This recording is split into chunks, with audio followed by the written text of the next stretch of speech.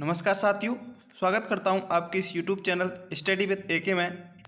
दोस्तों, रीट शिक्षक भर्ती 2021 हेतु जिसका पेपर आपका 25 अप्रैल को है, तो उसके संदर्भ में मैं आपके सामने जो साइकोलॉजी का राजस्थान अध्यापक पात्रता परीक्षा जो रीट हुई थी 2015 में, उसका जो सॉल्व पेपर है वो मैं आपके सामने लेकर के आया हूँ। दोस्तों, इस परीक्षा का आयोजन 7 फरवरी 2016 को हुआ था। 2015 का इस एग्जाम है और रीट फर्स्ट लेवल के लिए ये उपयोगी है।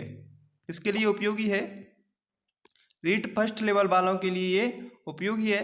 तो चलिए साथियों, शुरू करते हैं। राजस्थान अध्यापक पात्रता परीक्षा रीट 2015 का इस सॉल्व पेपर में आपके सामने लेकर के आया हूं और इसको अच्छे तरीके से हम हल करने वाले हैं। साथियों, रीट में जो आयोजित जो प्रश्न हुए हैं उन सभी प्रीवियस एग्जाम आपके लिए इस रीट की तैयारी के लिए बहुत ही उपयोगी साबित होने वाले हैं, क्योंकि प्रीवियस एग्जाम में क्वेश्चंस आए हुए होते हैं। उनसे हमें इस प्रकार पता चल जाता है कि किस प्रकार के प्रश्न परीक्षा में आते हैं। तो हमें जो पहली यानी कि पूर्व परीक्षा में आए हुए जो एग्जाम होते हैं उनसे संदर्भित हमें प्रश्नों को देखना चाहिए। तो चलिए शुरू करते हैं। बाल विकास एवं शिक्षा शास्त्र का ये पोर्शन है। इसमें आपके सामने पहला प्रश्न आता है कि मस्तिष्क की संरचना तथा कृत्यों में विभेद का परिणाम होता है। जी हाँ दोस्तों, जो हमारा मस्तिष्क होता है और उस मस्तिष्क की संरचना तथा कृत्यों में जो विभेद होता है उसका परिणाम क्या होता है? तो देखिए, जो मस्तिष्क संरचना होती है जो लर्निंग डिसेबिलिटी से संबंधित होती है, और जो लर्निंग डिसेबिलिटी यानी कि अधिगम निर्योग्यता के संदर्भ में, तो आपका राइट आंसर इसमें ऑप्शन नंबर सी हो जाएगा, डिसलेक्सिया। क्या हो जाएगा? डिसलेक्सिया। अब ये डिसलेक्सिया क्या होता है? तो डिसलेक्सिया आपको पता ही है कि डिसलेक्सिया ये पढ़ने संबंधित अक्षमता होती है। नेक्स्ट प्रश्न की ओर बढ़ते हैं। अगला प्रश्न है साथियों, प्रश्न नंबर दूसरा है कि जिन बालकों की बुद्धि लब्धि खाली स्थान है साधारणतः उन्हें मानसिक न्यूनता ग्रसित श्रेणी में रखते हैं। तो दोस्तों, यानी कि जो बुद्धि लब्धि चार्ट है वो किसने दिया गया था? टर्मन द्वारा दिया गया था, जिसमें विभिन्न बुद्धि लब्धियों का उन्होंने उल्लेख किया था। तो इसमें ये पूछ रहा है कि न्यूनता ग्रसित श्रेणी यानी कि कौन सी बुद्धि लब्धि है जो न्यूनता ग्रसित श्रेणी के अंतर्गत आते हैं। तो इसके अंतर्गत 70 से कम यानी कि 70 से कम वाले जो बालक कहते हैं जिनकी बुद्धि लब्धि 70 से कम है, वो किस श्रेणी में जाएंगे? न्यूनता ग्रसित श्रेणी में जाएंगे। 70 से ऊपर जो अच्छे सामान्य मतलब न्यूनता से अच्छे हो जाते हैं, और 80 से बीच के बीच में होता है जो सामान्य बुद्धि के अंतर्गत आ जाता है। नेक्स्ट प्रश्न है, अगला प्रश्न आता है तीसरा कि बच्चों में अमूर्तमान प्रत्ययों को ग्रहण करने की जो योग्यता होती है वो कौन सी होती है? यानी कि जो अमूर्त विषय वस्तुओं के संदर्भ में अपनी जो योग्यता विकसित करता है वो प्रतिभाशाली के बालक होता है। तो ऑप्शन नंबर बी इसका राइट आंसर हो जाएगा। नेक्स्ट अगला प्रश्न है, प्रश्न नंबर चौथा आता है कि तनाव को कम करने के लिए अप्रत्यक्ष ढंग कौन सा है? देखो दोस्तों, तनाव यानी कि तनाव का ये समायोजन टॉपिक से रिलेट करता है। तो तनाव को कम करने के लिए दो युक्तियां यहाँ पर हमारे पास आती हैं। एक प्रत्यक्ष युक्तियाँ होती है और एक अप्रत्यक्ष युक्ति है।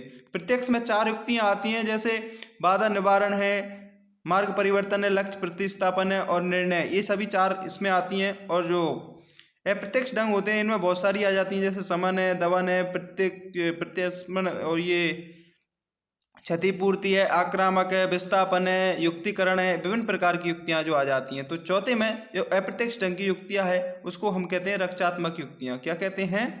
रक्षात्मक यांत्रिका। तो ऑप्शन नंबर बी आपका राइट आंसर हो जाएगा।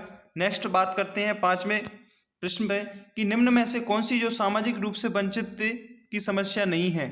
तो 5वां प्रश्न का राइट आंसर कौन सा हो जाएगा कि जो सामाजिक रूप से वंचित समस्या नहीं है? तो ये हो जाएगा ऑप्शन नंबर सी, रहने के लिए स्वस्थ परिवेश। तो 5वें में आपका राइट आंसर कौन सा होगा? रहने के लिए स्वस्थ परिवेश, ऑप्शन नंबर सी। नेक्स्ट प्रश्न है, अगला छठा प्रश्न आता है कि ये प्रश्न शानदार है, अनेक प्रतियोगी परीक्षाओं में आ चुका है कि शिक्षण प्रक्रिया में विद्यार्थी क्या है?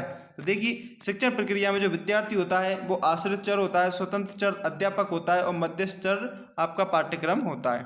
अगला प्रश्न है, प्रश्न नंबर 7वां है कि निम्न में से कौन सा मूल्यांकन का प्रकार नहीं है? दोस्तों, मूल्यांकन का प्रकार कौन सा नहीं है? तो देखिए, निर्माणात्मक मूल्यांकन का प्रकार होता है, योगात्मक होता है, सीसी होता है, लेकिन जो मानक होता है ये मूल्यांकन का कोई प्रकार नहीं होता। तो ऑप्शन नंबर ए आपका राइट आंसर हो जाएगा। अगला प्रश्न है 8वां, एनसीएफ बल देता है। जी हाँ दोस्तों, एनसीएफ किस पर बल देता है? तो करके सीखने पर बल देता है। कि रटने पर देता है कि समस्या समाधान पर करते हैं, उपरोक्त सभी। तो देखिए रटने पर नहीं देता तो उपरोक्त सभी तो आएगा ही नहीं। तो किस पर देता है? ये देता है आपके करके सीखने पर। किस पर? करके सीखने पर। ऑप्शन नंबर 1 आपका राइट आंसर हो जाएगा। अगला प्रश्न है 9वां आता है कि निम्नलिखित में से कौन सा है जो मूल्यांकन के त्रिकोण भाग में नहीं आता। देखिए मूल्यांकन के त्रिकोण भाग में नहीं आता, तो कौन सा नहीं आता? तो शैक्षिक उद्देश्य मूल्यांकन के त्रिकोण में आता है, मूल्यांकन आता है, अधिगम अनुभव आता है, लेकिन जो शिक्षण अनुभव है जो मूल्यांकन के उद्देश्य में नहीं आता। देखिए दोस्तों इस प्रकार का इसका एक प्रमाण होता है, इसमें शैक्षिक उद्देश्य यहाँ लिखा होता है, यहाँ अधिगम अनुभव लिखा होता है और यहाँ पर मूल्यांकन होता है। तो यहाँ पर किस शैक्षिक उद्देश्य मूल्यांकन और अधिगम ये इसके अंतर्गत आते हैं, जबकि शिक्षण जो अनुभव है वो इसके अंतर्गत नहीं आता। तो ऑप्शन नंबर सी इसका राइट आंसर हो जाएगा। अगला प्रश्न है, प्रश्न को अच्छे तरीके से पढ़ना है दोस्तों। अगर चैनल पर नए हो तो चैनल को सब्सक्राइब जरूर कर दें साथियों, और वीडियो पसंद आए तो लाइक जरूर कर देना और अपने साथियों को शेयर करना, ताकि ये जो प्रश्न हैं इनसे वो लाभान्वित हो सकें और अपनी जो परीक्षा के पैटर्न को जान सकें कि जो पूर्व प्रतियोगी परीक्षा होती है उनमें किस प्रकार के प्रश्न आते हैं। अगला प्रश्न है 10वां प्रश्न आता है कि क्रियात्मक अनुसंधान के बारे में निम्न में से कौन सा कथन है वो सही नहीं है। क्रियात्मक अनुसंधान एक उपभोक्ता करता रहता है, बिल्कुल सही है। समस्याओं का हल शीघ्र हो जाता है, ये भी सही है। समस्याओं का हल में अभ्यास लिया जाता है, मूल्यांकन नहीं किया जाता, ये गलत है। तो ऑप्शन नंबर 3 आपका राइट आंसर हो जाएगा सी। अगला प्रश्न है 11वां प्रश्न आता है, ये बहुत ही सिंपल प्रश्न है कि आरटी एक्ट 2009 में शिक्षक हेतु कितने साप्ताहिक कार्य घंटे, तो यहाँ पर 45 कितने घंटे?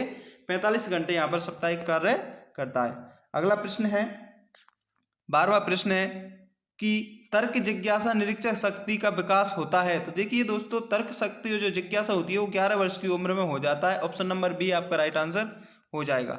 नेक्स्ट अगला प्रश्न आता है 13वां प्रश्न है कि शारीरिक विकास का क्षेत्र कौन सा है। दोस्तों शारीरिक विकास का क्षेत्र आपको बताना है। देखिए शारीरिक विकास में स्नायु मंडल भी आ जाता है, आपका मांसपेशियों का वृद्धि भी आ जाती है और एंडोक्राइन ग्लैंड्स भी आ जाती है। ग्लैंड मतलब जो ग्रंथि होती है। तो उपरोक्त सभी आपका right answer option number D इसके अंतर हो जाएगा। दोस्तों अगला प्रश्न है वातावरण वह बाहरी शक्ति है जो हमें प्रभावित करती है, ये किसने कहा था। तो ये तो बहुत ही शानदार और सिंपल परिभाषा है, बताओ किसने कहा। ये कहा था रॉस ने। किसने कहा? रॉस ने। ऑप्शन नंबर बी आपका राइट आंसर हो जाएगा। अगला प्रश्न है 15वां प्रश्न आता है कि अधिगम अंतरण का थॉर्नडाइक सिद्धांत। जी हाँ दोस्तों अधिगम अंतरण का जो थॉर्नडाइक सिद्धांत है वो कहा जाता है। तो देखिए अधिगम अंतरण क्या होता है कि जब कोई बालक एक परिस्थिति में सीखा हुआ ज्ञान अगर दूसरी परिस्थिति में सीखा हुआ ज्ञान अगर दूसरी परिस्थिति में काम आता है तो वह उसका अधिगम अंतरण कहलाता है। और अधिगम अंतरण 3 प्रकार का होता है, एक सकारात्मक, एक नकारात्मक और एक शून्य। तो इसके अंतर्गत इन्होंने जो थॉर्नडाइक ने जो सिद्धांत दिया था वो दिया था अनुरूप तत्वों का सिद्धांत। कौन सा दिया था? अनुरूप तत्वों का सिद्धांत। ऑप्शन नंबर बी इसका राइट आंसर हो जाएगा। अगला प्रश्न है 16वां प्रश्न आता है कि निम्न में से कौन सा है जो वंशानुक्रम नहीं है। जी हाँ दोस्तों कौन सा है जो वंशानुक्रम नहीं है, बताइए इसका राइट आंसर कौन सा होगा। तो इसका राइट आंसर होगा अभिप्रेरणा। अभिप्रेरणा वंशक्रम से संबंधित नहीं, जबकि समानता, भिन्नता, प्रत्यागमन ये सभी हैं ये वंशानुक्रम का नियम माने जाते हैं। अगला प्रश्न है 17वां प्रश्न आता है कि खाली स्थान है, यहाँ पर कौन सी अवस्था तक बालक दृष्टि एवं श्रवण इंद्रियां पूर्ण विकसित हो चुकी होती हैं। तो यानी कौन सी अवस्था है जौन सी अवस्था तक जो बालक की जो इंद्रियां होती हैं आँख, नाक, कान, जीभ, त्वचा जो सभी हैं वो विकसित हो चुकी होती हैं। तो ये होती हैं साथियों आपके 8 से 9 वर्ष के मध्य। 8 से 9 वर्ष के मध्य ये बालक की जो श्रवण इंद्रियां हैं वो विकसित हो चुकी होती हैं। अगला प्रश्न है 18वां प्रश्न आता है कि इस अवस्था में बालकों में नई खोज, किस अवस्था में बालकों में नई खोज करने की जो घूमने की प्रवृत्ति बहुत अधिक बढ़ जाती है। कौन सी अवस्था है जिसमें बालक की नई खोज करना, घूमने की प्रवृत्ति ये सभी है। तो इसका राइट आंसर कौन सा होगा। तो साथियों इसका राइट आंसर होगा उत्तर बाल्यावस्था। कौन सा होगा? उत्तर बाल्यावस्था इसका राइट आंसर हो जाएगा। अगला प्रश्न है 19वां प्रश्न आता है आपके सामने, निम्न में से कौन सा उदाहरण अर्जित प्रेरक का है। जी हाँ दोस्तों कौन सा उदाहरण है जो अर्जित प्रेरक का आता है। तो दोस्तों प्रेरक 2 प्रकार के होते हैं, जन्मजात और एक अर्जित। स्वाभाविक और कृत्रिम भी इनको हम मान लिए जाते हैं कि भूख होता है, ये कौन सा होता है बताइए भूख कौन सा होता है। तो भूख तो ये जन्मजात होता है। पुरस्कार, पुरस्कार अर्जित होता है। रुचि, रुचि जन्मजात और अर्जित दोनों मान लिया जाता है। और विश्राम तो ये तो होगा ही नहीं। तो दोस्तों इसके अंतर्गत एक पुरस्कार और रुचि ये दोनों राइट आंसर माने हैं माध्यमिक शिक्षा बोर्ड ने, क्योंकि पुरस्कार भी अर्जित होता है और रुचि भी अर्जित होती है। तो बी और सी इसका राइट आंसर हो जाएगा। अगला प्रश्न आता है 20वां प्रश्न है, अभिप्रेरणा वर्जित होती है। प्रश्न है कि अभिप्रेरणा वर्जित होती है, तो बताइए अभिप्रेरणा किसके अंतर्गत है जो वर्जित होती है। तो अभिप्रेरणा एक भावात्मक जागृति द्वारा वर्जित होती है। किसके द्वारा अभिप्रेरणा वर्णित होती है? तो भावात्मक जागृति के द्वारा अभिप्रेरणा वर्णित होती है। ऑप्शन नंबर बी आपका राइट आंसर हो जाएगा। अगला प्रश्न आता है 21वां दोस्तों, चिंतन मानसिक क्रिया का कौन सा पहलू होता है? ज्ञानात्मक पहलू होता है। कौन सा पहलू होता है? ज्ञानात्मक पहलू होता है। तो ऑप्शन नंबर ए आपका राइट आंसर हो जाएगा। अगला प्रश्न है 22वां की संकेत अधिगम के अंतर्गत सीखा जा सकता है। दोस्तों संकेत अधिगम के अंतर्गत कैसे सीखा जा सकता है? तो संकेत अधिगम के अंतर्गत हम पारंपरिक अनुकूलन के माध्यम से सीख सकते हैं। कैसे सीख सकते हैं? पारंपरिक अनुकूलन माध्यम किसके द्वारा दिया गया? पावलोव के द्वारा दिया गया था। इसमें क्या होता है? संकेत अधिगम ये रॉबर्ट एम गैनी ने जो सीखने प्रकार बताए थे ना, उसके अंतर्गत पहला ही आता है संकेत अधिगम, दूसरा उद्दीपक अनुक्रिया, तीसरा श्रृंखला। इस प्रकार इन्होंने 7 जो प्रकार है वो सीखने के बताए थे। 8 बताए थे। अष्टपदीय सोपान का सिद्धांत था उसका। तो अगला प्रश्न है 23वां कि व्यक्तिगत भेद पाए जाते हैं। जी हाँ दोस्तों, व्यक्तिगत भेद किससे पाए जाते हैं? 23 का राइट आंसर कौन सा होगा? तो व्यक्तिगत बुद्धि स्तर पर भी पाए जाते हैं, अभिवृद्धि में भी पाए जाते हैं, गतिवाही में भी पाए जाते हैं। तो उपरोक्त सभी आपका राइट आंसर हो जाएगा। अगला प्रश्न है चिंतन प्रारंभ होने के लिए क्या आवश्यक है? दोस्तों चिंतन प्रारंभ होने के लिए जो सबसे महत्वपूर्ण आवश्यक है वो क्या होता है? समस्या। जी हाँ दोस्तों, चिंतन आपको पता है कि चिंतन क्या होता है? जब हम अपने सामने कोई समस्या होती है ना, तो कोई समस्या होती है तो समस्या से ही हमारा चिंतन प्रारंभ होता है। हम्फ्रे नामक मनोवैज्ञानिक ने कहा था कि चिंतन समस्या से प्रारंभ होता है, क्योंकि समस्या के समय व्यक्ति को अपना लक्ष्य नजर नहीं आता। तो दोस्तों चिंतन वाला टॉपिक मैंने अपने जो एक वीडियो में चिंतन वाला टॉपिक मैंने संपूर्ण तरीके से करवा दिया है। अगर आप चिंतन वाले टॉपिक को अच्छे तरीके से देख सकते हो तो प्ले लिस्ट में जाकर मैंने उसको प्ले लिस्ट बना रखी है और उसमें आपको ये टॉपिक मिल जाएगा। बहुत ही शानदार तरीके से बता रखा है, तो आप बिल्कुल ज़रूर देखिएगा। नेक्स्ट प्रश्न है साथियों 25वां प्रश्न आता है कि बुद्धि लब्धि संप्रदाय विकसित कितने दी? दोस्तों यहाँ दिया नहीं, सर्वप्रथम की बात नहीं कर रहा है, ये किसकी कर रहा है? विकसित की। तो विकसित किसने किया? विकसित तो टर्मन ने किया था, जबकि बुद्धि लब्धि संप्रदाय दिया किसने था? तो वो दिया था, किसने दिया था? थर्स्टन ने दिया था। तो 25वें प्रश्न का आपका राइट आंसर कौन सा हो जाएगा? Option number C. अगला प्रश्न आता है, अगला प्रश्न है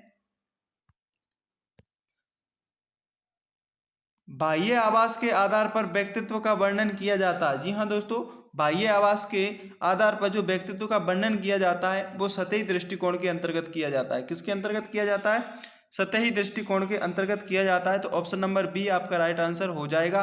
अगला प्रश्न आता है साथियों 27वां, और 27वां प्रश्न आता है कि निम्न में से कौन सा है जो पिछड़ेपन का कारण नहीं है? पिछड़ेपन का कारण कौन सा नहीं है?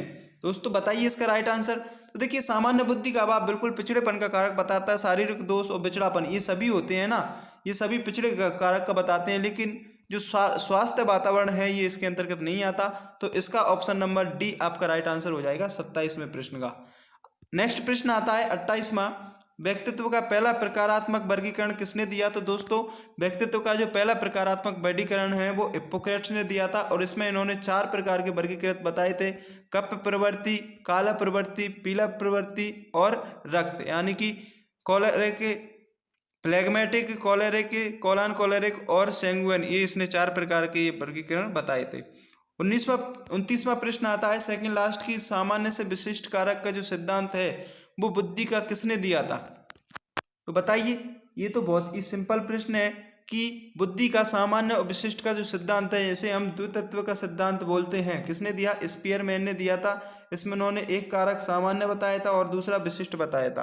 तो अगला प्रश्न आता है, अगला प्रश्न है दोस्तों कि प्रगतिशील परिवारों में बच्चों के अपेक्षाकृत कौन सा प्रेरक है वो अधिक प्रबल होता है? जो प्रगतिशील परिवार होते हैं उनमें बच्चों में अधिक प्रेरक है जो कौन सा है जो प्रगतिशील होता है? तो ये होता है आपका उपलब्धि। कौन सा होता है, उपलब्धि। तो आपका right answer option number C हो जाएगा। तो दोस्तों ये तो था आपका जो रीट 2015 का जो पेपर हुआ था वो था। साथियों कितने प्रश्न आपके सही हुए थे ये कमेंट बॉक्स में ज़रूर लिख के बताना, और वीडियो पसंद आई तो लाइक ज़रूर कर देना, अपने साथियों को भी शेयर करना। और दोस्तों चैनल पर नए हो तो अपने चैनल को सब्सक्राइब करके जो बेल की घंटी को भी दबा लेना, ताकि आने वाली हर एक वीडियो का नोटिफिकेशन है वह आपके पास आ सके। दोस्तों कल हमारा जो अगला टेस्ट आएगा, अगला जो पेपर सॉल्व पेपर आएगा वो आएगा 2012 का, टेट 2012 का जो मॉडल पेपर है वो कल हम आपके लिए लेकर के आएंगे। तो दोस्तों बिल्कुल बने रहिएगा। चलिए मिलते हैं तब तक के लिए नेक्स्ट वीडियो में। तब तक के लिए जय हिंद, जय Bharat, bye bye, take care साथियों।